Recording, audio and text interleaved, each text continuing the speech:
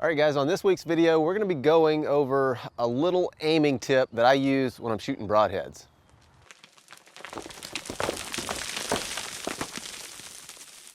All right, so we're gonna be working with a bow that I just finished not too long ago. This is a two-piece self bow, but it's a pretty unique bow because it has got a tremendous amount of back set. This is, as far as a self bow goes, this thing springs back immediately to about 4 inches of back set, which is pretty much unheard of.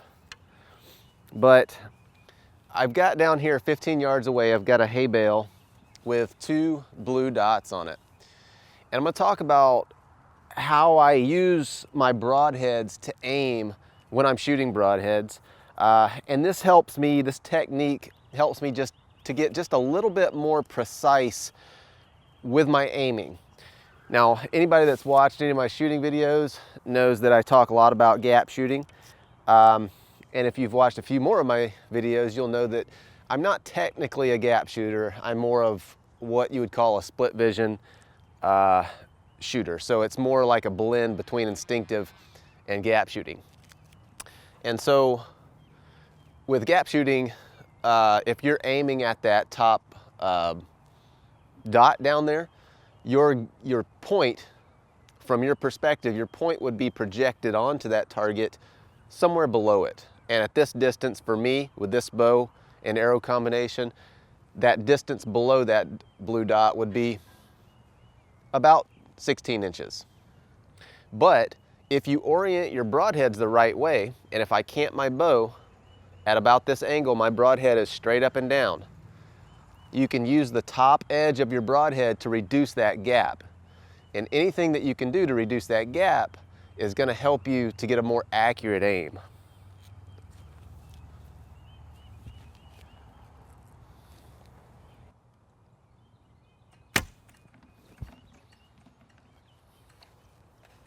Pretty much right on the dot.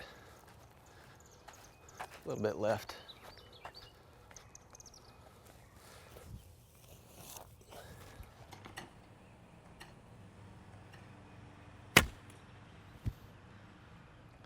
So that, at 15 yards, I'm pretty much point on using the top of my broadhead. I like that. Maybe 2 inches high.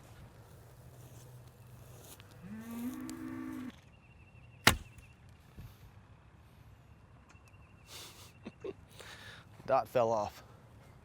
That was just a little bit high. A little bit left, but not too bad. All right, so you get the idea. I'm using the top edge of my broadhead just like a sight pin on a compound. And so when I orient my broadheads vertically like this, I can tell that my bow is at the same cant every single time because my broadhead is straight up and down. And then at this distance, at 15 yards, all I have to do is put the top edge on what I want to hit. It's actually about 2 inches below what I want to hit, but a 2-inch gap is much, much more precise. It's more easy to replicate than a 15-inch gap or a 10-inch gap or anything greater than 2 inches. Now, the back of this broadhead might be a little bit hard to see in low light, but if you take a little bit of epoxy paint, something that's white or bright colored, paint on the back edge here, that's going to make it a lot easier to see under a low light hunting situation. Now, if you're going to use a technique like this, it's going to be very important to have all of your broadheads oriented the same way. And the easiest way that I've found to do that is to get one of them set the way that you want it so that it's vertical when you have the degree of cant that you want. And then just use your bowstring, set your bow up here,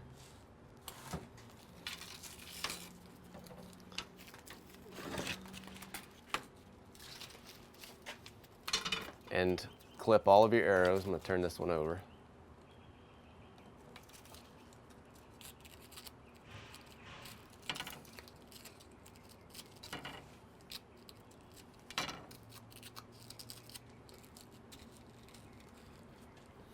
Clip all of the arrows that you're going to have broadheads on And then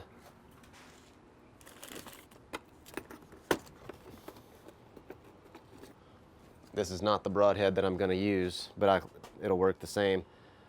Stick a broadhead on there, turn them so that they're all the same way.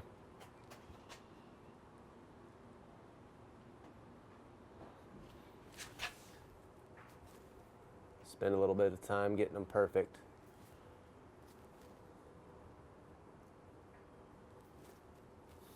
And then once you have it on there, just take a little Sharpie and put you a mark on there so that when you go to put the broadheads on there with your hot melt, you can twist them and get them aligned just right.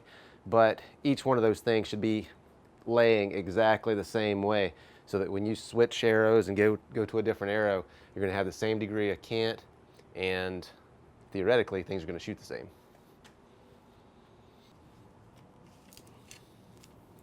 Look at that.